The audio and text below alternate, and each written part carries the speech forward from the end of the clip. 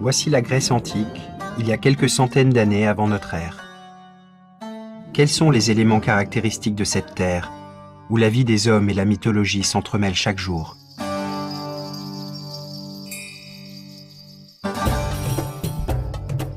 La Grèce est un pays où règnent les montagnes. Les plus hauts sommets sont par ordre d'apparition le mont Olympe, le mont Parnasse et le mont Tégète.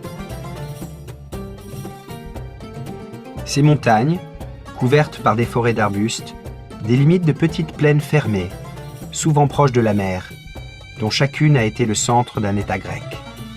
L'on peut diviser la Grèce ancienne en 3 régions: la Grèce continentale, la Grèce des îles et la Grèce d'Asie.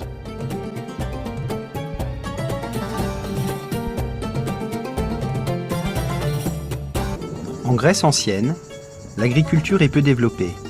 Les sols sont maigres et les pluies sont rares, quasiment nulles en été. Bien cultivés, les sols peuvent cependant porter des céréales, des légumes, mais aussi et surtout des oliviers et de la vigne, dont la culture est favorisée par le climat méditerranéen.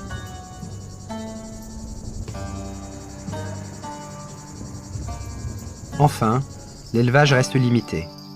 Cochons, chèvres ou moutons se contentent de pâturages maigres et secs et prospèrent librement dans les zones montagneuses. L'importance du littoral en Grèce fait de ce peuple des navigateurs de grande envergure.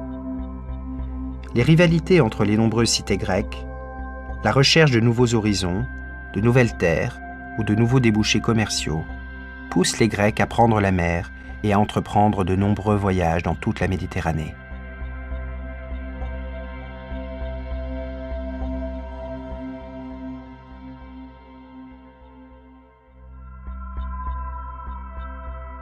Ils repoussent les limites du monde connu d'est en ouest et commercent généralement avec les populations autochtones.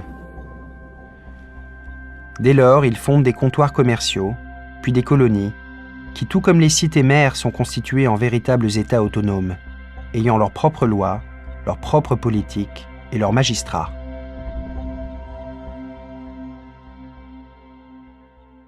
À travers toute la Méditerranée, des centaines de colonies voient le jour, atteignant les côtes de la Gaule et celles de l'Espagne. Marseille ou bien Nice ont été fondées par les Grecs.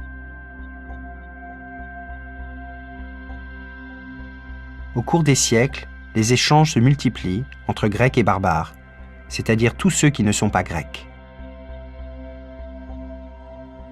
La culture grecque se propage sur toutes les côtes méditerranéennes, et même au-delà. Ainsi, ce qui caractérise la Grèce n'est pas son unité politique, mais son unité culturelle. Car partout où ils s'installent, du nord au sud et d'est en ouest, les Grecs parlent la même langue, honorent les mêmes dieux et pratiquent les mêmes coutumes.